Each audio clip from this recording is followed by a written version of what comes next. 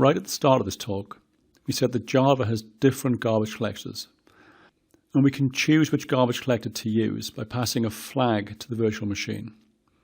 So we see those flags here. We pass -XX and then plus use serial GC, plus use parallel GC, plus use parallel old GC to choose one of these garbage collectors. There's also something they call the concurrent mark and sweep collector, and also the G1 garbage collector.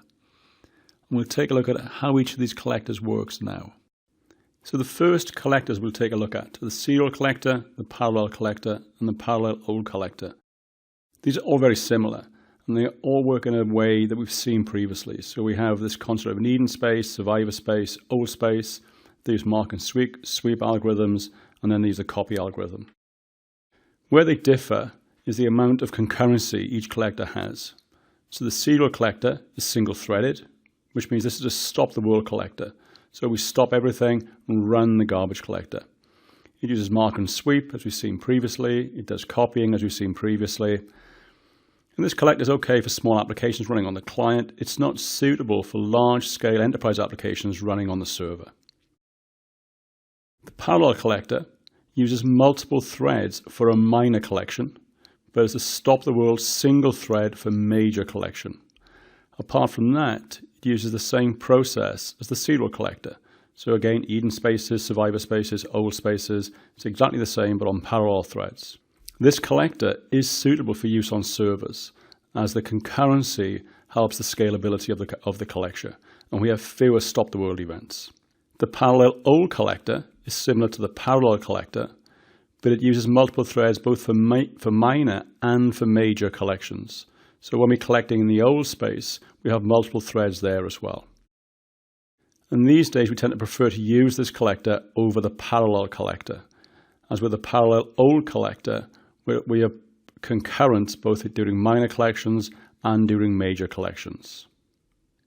We also have the concurrent mark and sweep collector.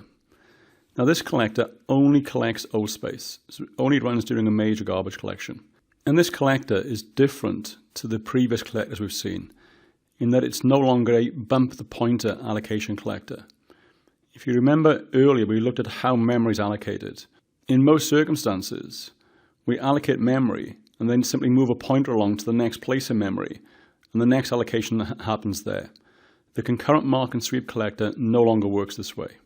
Instead, what the CMS collector does is it fragments the heap, and it manages sets of free lists for each of these fragments.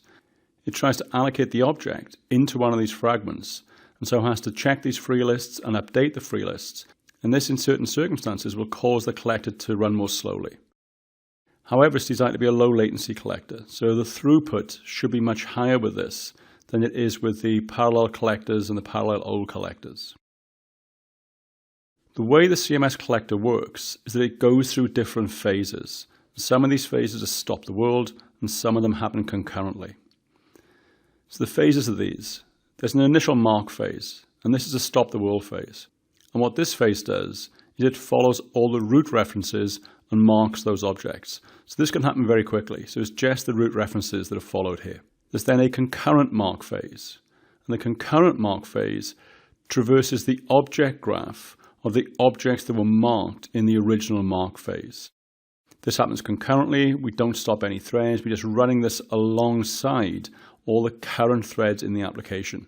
So this should happen very quickly. If there any allocations are made while this phase is running, then those allocations are automatically marked as live. So again, we go through a write barrier. On that write barrier, we just mark the allocations and tell the garbage collector that these things were live. There's then a remark phase. The remark phase is again a stop the world event. And what happens now is we look for objects that have been allocated after the concurrent mark phase was stopped. So again, we're ignoring all the previous objects that have been marked. And again, this phase should happen very quickly. There's then a concurrent sweep phase. And it's at this phase that we collect all the objects. During this phase, we free up all the objects that weren't marked during the previous phase. And then finally, we reset. And resetting just resets everything ready for the next run. So it works something like this. Here we're showing an Eden space, a couple of survivor spaces, and the old space. And in the Eden space, we have allocated memory marked in green, and in the old space, we have allocated memory marked in blue. When a GC runs, objects that survive the garbage collect that are below the threshold count for promoting to old space get moved to the second survivor space, just as in previous garbage collectors. And then objects that have passed the garbage collection count are promoted into old space. But now we're not using bump the pointer. Now these objects are allocated somewhere inside old space. And that's shown by the dark blue areas on this diagram. When the CMS GC runs and looks at old space, any objects in old space that aren't marked will be removed. So we end up with this fragmented space. And we end up with the fragments being managed by free lists.